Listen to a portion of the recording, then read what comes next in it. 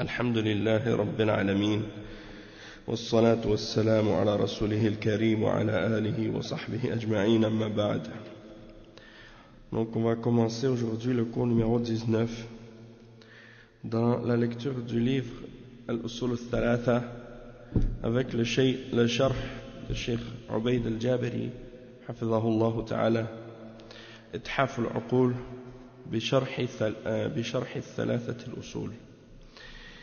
Donc on est toujours dans l'explication des différentes sortes d'adoration et on est encore dans la première des sortes mentionnées qui est ad-du'a, yani comprendre la signification de l'adoration par les exemples qui sont mentionnés par le Cheikh Mohammed ibn Abdul Wahhab rahimahullah dans son livre Al-Usul al-Thalatha avec les explications de Cheikh Ubayd. Au dernier cours, Cheikh Ubayd hafidhahullah, il a mentionné la question du tawassul et il a clarifié cette question-là qui est une question très importante. On a expliqué pourquoi au dernier cours et c'est un sujet qui est relié bien entendu avec le dua, puisque tawassul c'est de chercher un moyen de se rapprocher d'Allah subhanahu wa ta'ala. Puis on a expliqué que il y a des formes de tawassul qui sont acceptées, c'est lorsque le moyen qu'on emploie pour se rapprocher d'Allah est un moyen qui est légal, et il y a des formes de tawassul qui sont interdites, et on a expliqué que c'est lorsque cette forme de tawassul est soit une forme de shirk en soi-même, par le fait qu'on a invoqué autre que Allah subhanahu wa ta'ala, ou bien que c'est une bid'a, ou bien parce que c'est une forme de shirk asghar, lorsque on a utilisé un moyen qui n'a pas été légiféré par Allah subhanahu wa ta'ala.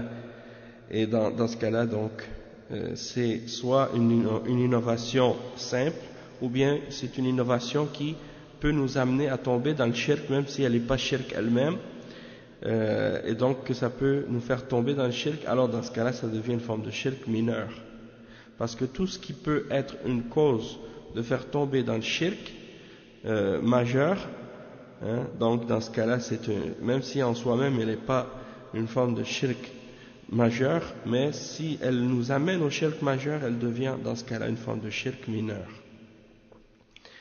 Donc on a expliqué ça et on a clarifié à la fin les différentes sortes de dua. On a dit dua ul-ibada, et que ça comprend deux choses, soit le fait de se rapprocher d'Allah subhanahu wa ta'ala par le fait de le glorifier en faisant les différents adhkar, le tasbih, le fait de dire subhanallah, ou tahlil, le fait de dire la ilaha illallah, ou takbir, le fait de dire Allahu akbar, et at-tahmid, le fait de dire alhamdulillah. Ça, tout ça, c'est des formes d'adoration par le dua. Et cette forme de dua, c'est un dua qui est un dua d'adoration, dans le sens qu'on fait les éloges d'Allah subhanahu wa ta'ala et les louanges d'Allah subhanahu wa ta'ala. On a dit وَثَانِيَ الْأُمُورِ لِيَعْلَمَ الْمُسْلِمْ أَنَّهُ إِذَا دَعَى اللَّهَ عز وجل نال إحدى ثلاث، يعني تعجيل ما دعا به في الدنيا أو ادخار ذلك له في الآخرة أو أن يصرف عنه من السوء مثل ما دعا به. Donc lorsque tu as invoqué Allah subhanahu wa ta'ala, eh bien il y a trois choses qui peuvent se produire, soit que Allah subhanahu wa ta'ala il précipite ce que tu as invoqué, ce pourquoi tu as invoqué Allah, tu lui as demandé quelque chose, il te le donne dans cette vie d'ici-bas, donc il t'exauce dans cette vie d'ici-bas. Mais il est possible que Allah subhanahu wa ta'ala ne t'exauce pas directement dans cette vie d'ici-bas, mais qu'il te le garde pour ton au-delà. Ou bien, troisièmement, il est possible qu'il te détourne d'un mal quelconque, ou qu'il détourne de toi un mal quelconque qui correspond à la chose pour laquelle tu as invoqué. Parce que parfois, tu peux invoquer Allah subhanahu wa ta'ala en lui demandant quelque chose, et Allah subhanahu wa ta'ala sait que cette chose-là, elle serait mauvaise pour toi si tu l'avais, donc il t'en détourne et il t'exauce en te donnant quelque chose de meilleur ou quelque chose d'autre que ce que tu as demandé. Donc il faut avoir confiance en la sagesse d'Allah subhanahu wa ta'ala et en sa miséricorde. Puisque Allah subhanahu wa ta'ala il dit dans le Coran وَقَالَ رَبُّكُمُ ادْعُونِي أَسْتَجِبْ لَكُمْ. Il dit, votre Seigneur a dit, invoquez-moi, je vais vous exaucer. Le cours d'aujourd'hui, donc il y a le cours 19, on arrive au point où le cheikh il nous explique les shurut, les conditions, shurutul ijaba. Donc les conditions pour que notre invocation soit acceptée d'Allah subhanahu wa ta'ala. Le cheikh il dit Al-amru al-thalith liya'lama kullu muslimin wa muslimatin anna al-ijabata laha shurut. Minha awwalan al-ikhlas, ikhlas ad-du'a lillah azza wa jal. ثانيا اليقين بالإجابة.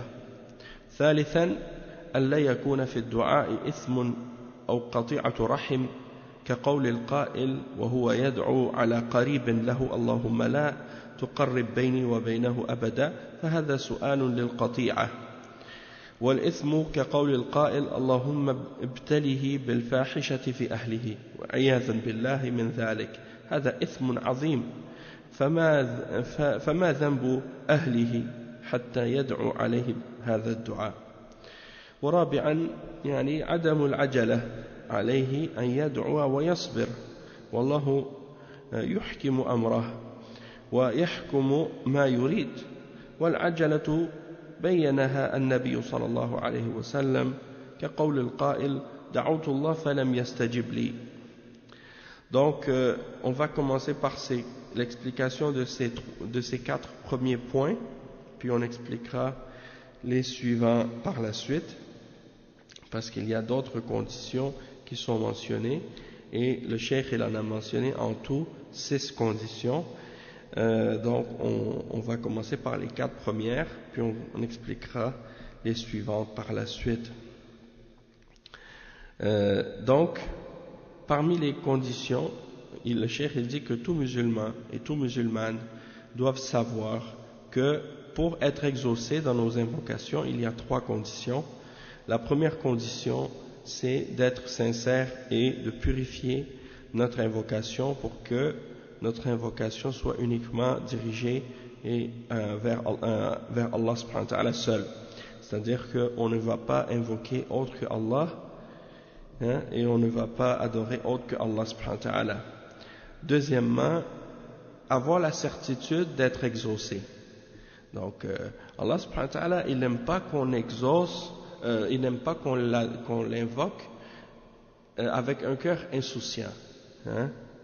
يعني لا تدعو الله بقلب غافل بقلب غافل يعني avec un cœur qui est insouciant et indifférent, comme si oh Allah, si tu m'exauces, exauce-moi, mais si tu m'exauces pas, c'est pas grave.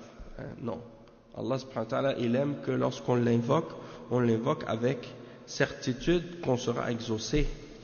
Et c'est pour ça que même il y a un chapitre dans Kitab al-Tawhid qui dit qu'on ne doit pas demander à Allah en disant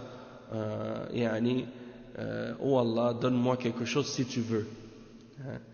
Ya Allah, irzuqni ou اغفر لي إن شئت أو ارزقني إن شئت. Là, c'est pas permis de demander comme ça. De demander à Allah subhanahu wa ta'ala comme si tu lui dis donne-moi si tu veux. C'est comme si en fait tu disais que tu n'en avais pas vraiment besoin de la chose pour laquelle tu lui demandes.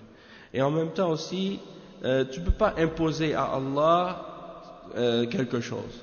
Donc le fait d'utiliser le verbe impératif dans l'invocation quand tu dis Allahumma rzuqni, Allahumma ighfirli, c'est un verbe impératif, mais ça n'implique pas qu'on essaie d'imposer quelque chose à Allah subhanahu wa ta'ala, mais ça implique uniquement qu'on est déterminé et qu'on est convaincu de ce qu'on demande et on croit que Allah va nous exaucer dans cette invocation-là, et ça c'est très important. Donc quand c'est comme par exemple, en tout cas il y a 3 cas que les ulama par exemple ils mentionnent dans le cas de cette demande quand tu utilises un verbe impératif. Si c'est une personne qui est au-dessus et qui a une autorité qui ordonne, dans ce cas-là c'est pris dans le sens de l'ordre. hein, lorsque Allah subhanahu wa ta'ala nous ordonne, ou le prophète sallallahu alayhi wa sallam, ou bien ton père ou ta mère, il t'ordonne quelque chose, ça c'est obligatoire dans ce cas-là de le faire. Tandis que si c'est un ami qui ordonne à un autre ami, eh bien dans ce cas-là c'est il y a quelque chose qu'il te conseille de faire ou qu'il t'incite à faire, mais c'est pas dans le sens de l'ordre, puisque c'est deux personnes qui sont à égalité, qui se parlent. Tandis que si c'est une personne qui est en dessous, hein, qui est, disons, qui a moins d'autorité que la personne à qui il s'adresse, comme un enfant qui demande à son père quelque chose, il dit à son père, oh papa, donne-moi telle chose, ou fais quelque chose. Dans ce cas-là, c'est pas un ordre, mais c'est une demande. Et c'est la même chose pour le serviteur lorsqu'il demande à son créateur, lorsqu'il demande à Allah subhanahu wa ta'ala, eh bien c'est dans ce sens-là. Hein, c'est dans le sens de la demande, et c'est en même temps pour montrer que la personne, elle est concernée, puis elle veut vraiment être exaucée. C'est pas quelque chose qu'elle demande avec insouciance ou indifférence et avec un cœur insouciant.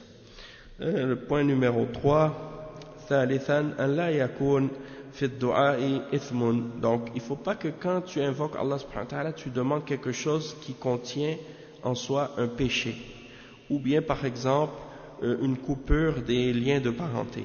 Ça c'est quelque chose qui est interdit. Et donc, tu n'as pas le droit d'invoquer Allah subhanahu wa ta'ala en lui demandant quelque chose qui est haram, hein, quelque chose qui n'est pas permis dans l'islam. Comme par exemple, de dire, oh Allah, ne rapproche pas entre moi et mon parent, mon proche parent.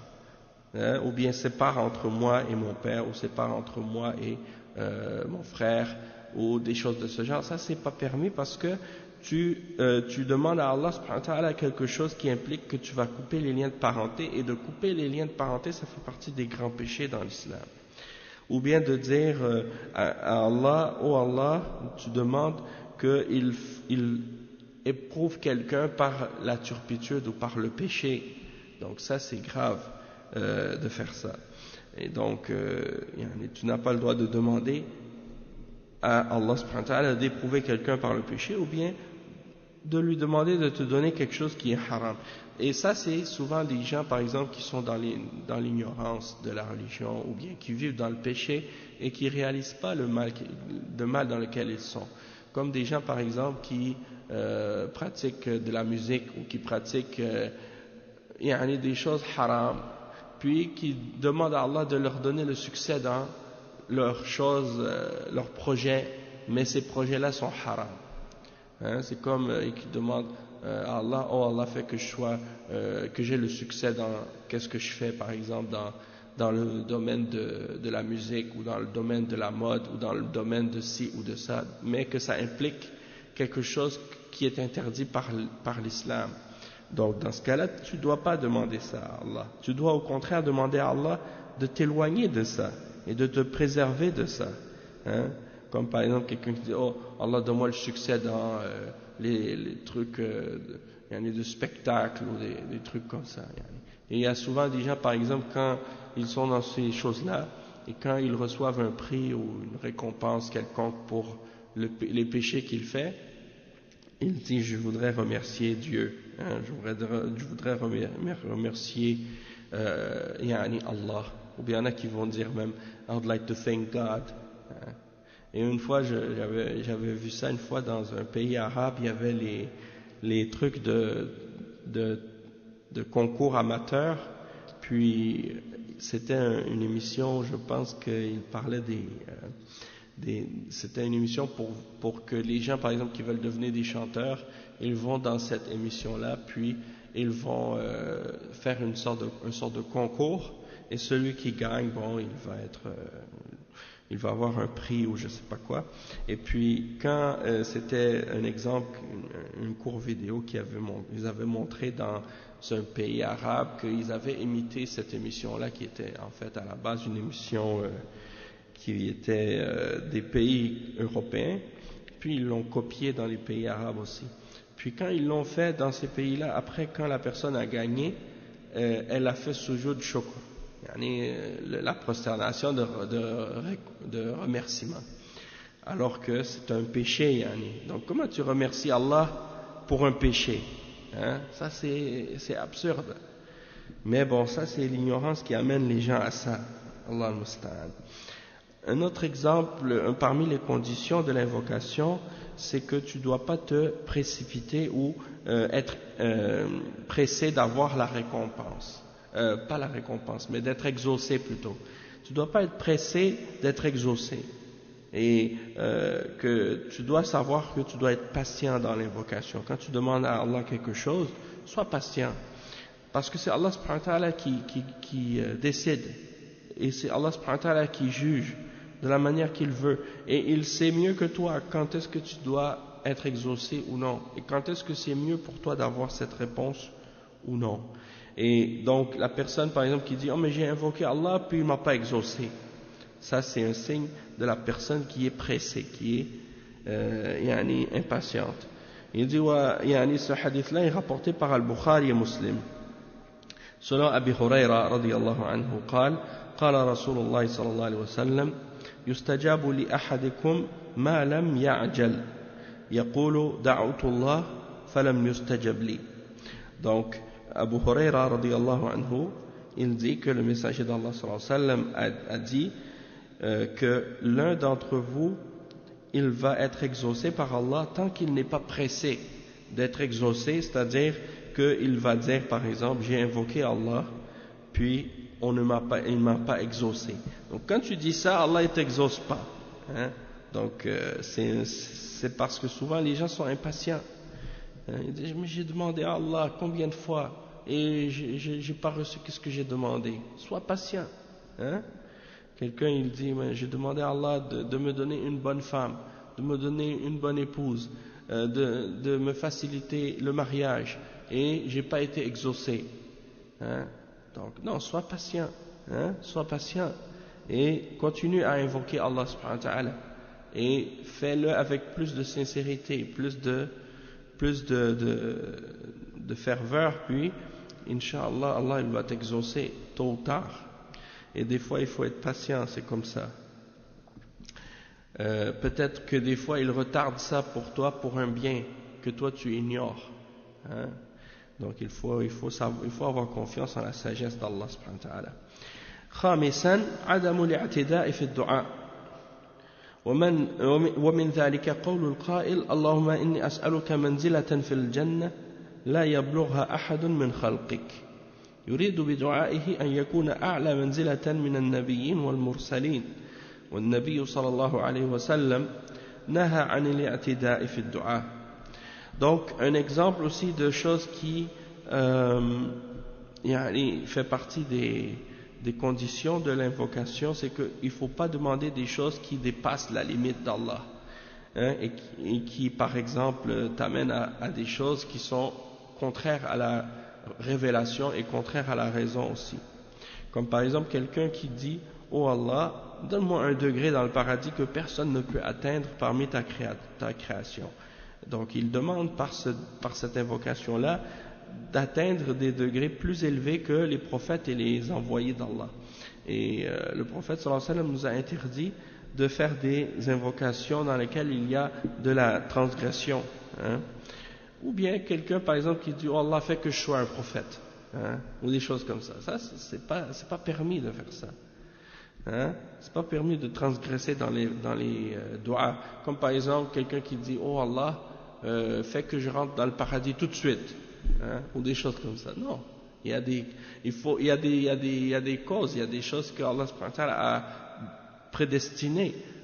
Tu peux pas demander ce genre de choses là, hein? Puisque tu sais que pour rentrer au paradis il y a des étapes.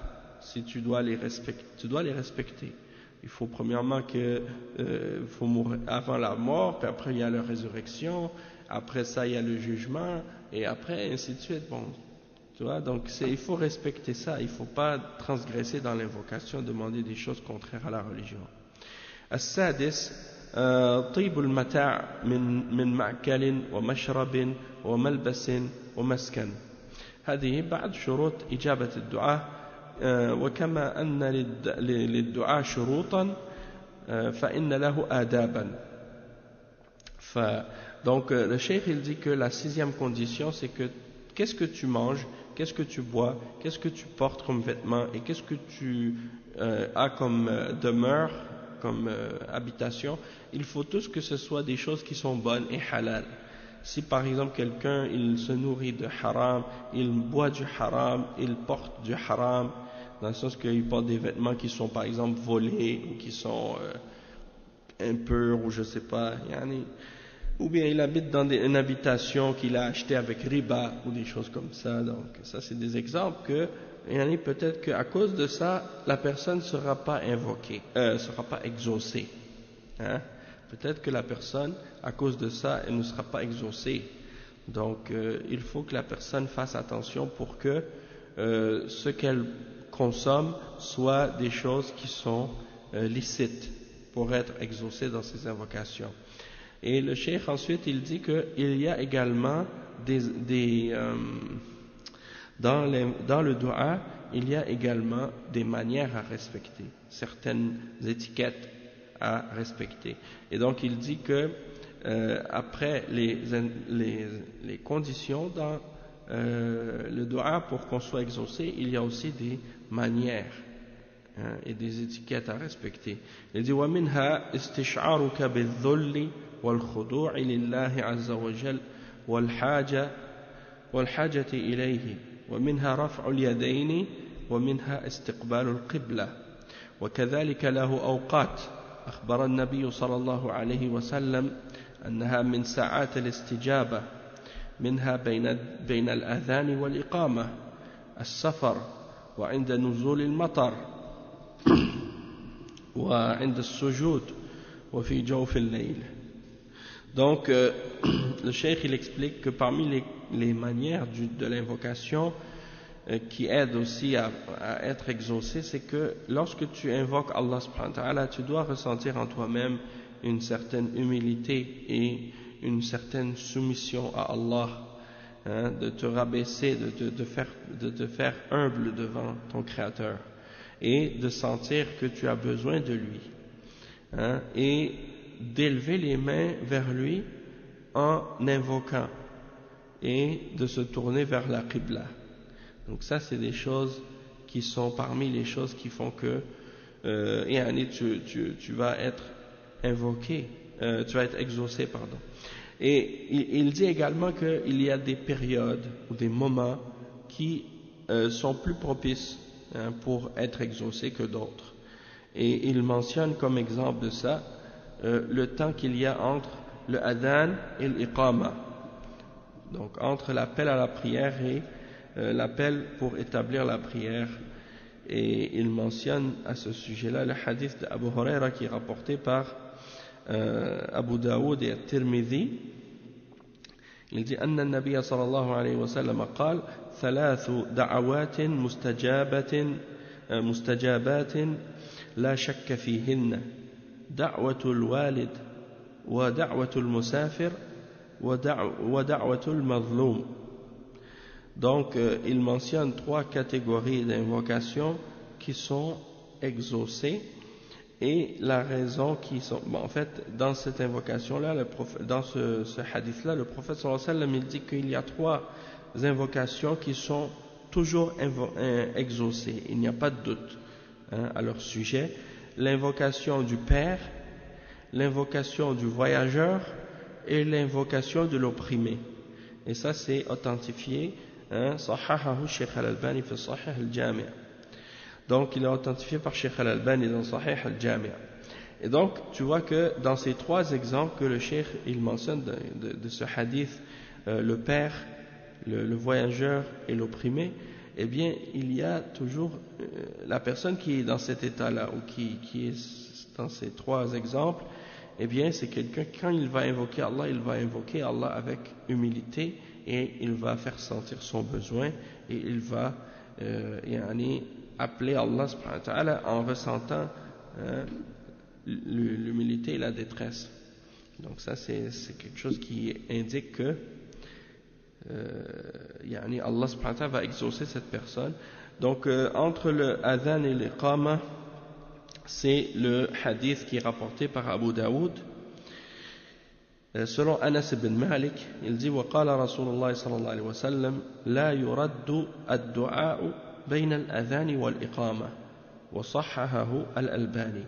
Donc Allah il ne refuse pas l'invocation qui est faite entre le dua et entre le adhan et l'iqama. الدعاء في السفر يعني on a donné l'exemple ودعوة المسافر, l'invocation du voyageur. وعند نزول المطر يعني إشارة إلى ما أخرجه الشافعي في الأم من طريق عبد العزيز بن عمر عن مكحول مرفوعا اطلبوا حاجة إجابة الدعاء عند التقاء الجيوش وإقامة الصلاة ونزول الغيث حسنه الألباني.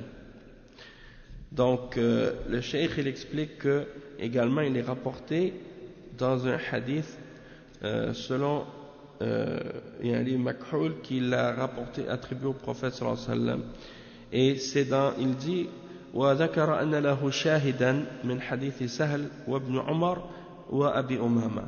Donc Cheikh Al-Albani il l'a authentifié ce hadith dans Silsilat al-Ahadith al-Sahiha, et ça dit quoi? Ça dit cherchez la réponse de vos invocations, ou bien d'être exaucé dans vos invocations lors de la rencontre des deux armées, c'est-à-dire lors de la guerre, lorsque les deux armées se rencontrent. Allah subhanahu wa ta'ala il exauce à ce moment-là. De même que lorsqu'on établit la salat. Donc ça aussi c'est un autre moment dans lequel on est exaucé, et lors de la tombée de la pluie. Donc quand il y a la tombée de la pluie, Allah il exauce les invocations. Ça c'est une chose que les gens ils négligent parfois, ils ne réalisent pas que c'est un moment, on doit en profiter lorsqu'il pleut pour invoquer Allah, puisque c'est un signe de sa miséricorde, la pluie. Et il dit également pendant la prosternation, il dit les hadiths amma sujud fajtahidu fi ad-du'a faqaminun an yustajaba lakum rawahu muslimun fi kitab as-salah. Donc min hadith ibn Abbas. Donc l'imam Muslim il a rapporté à ce sujet, il dit que lorsqu'on est dans la prosternation, le prophète sallallahu alayhi wa sallam a dit faites des efforts dans le dua, parce que c'est quelque chose qui va faire en sorte que vous serez plus exaucé. Si vous l'invoquez pendant que vous êtes dans cet état-là ou dans cette position-là, dans la prosternation.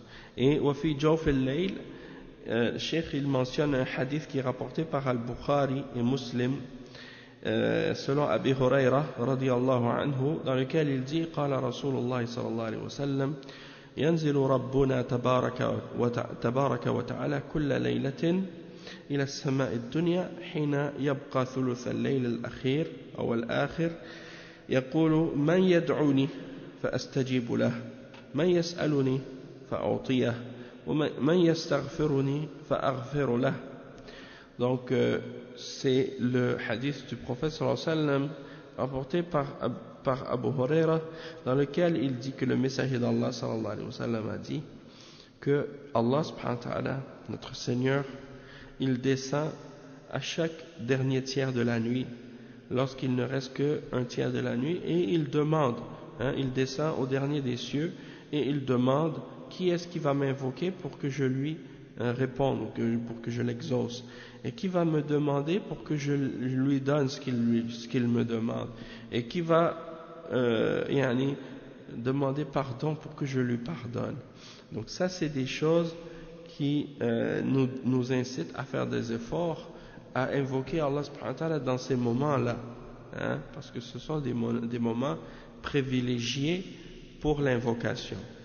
On va s'arrêter ici pour aujourd'hui, et puis on continuera demain, Inch'Allah, la suite de ce livre qui est vraiment rempli de bienfaits et de bénédictions et de toutes sortes de clarifications très importantes pour de comprendre la religion de l'islam.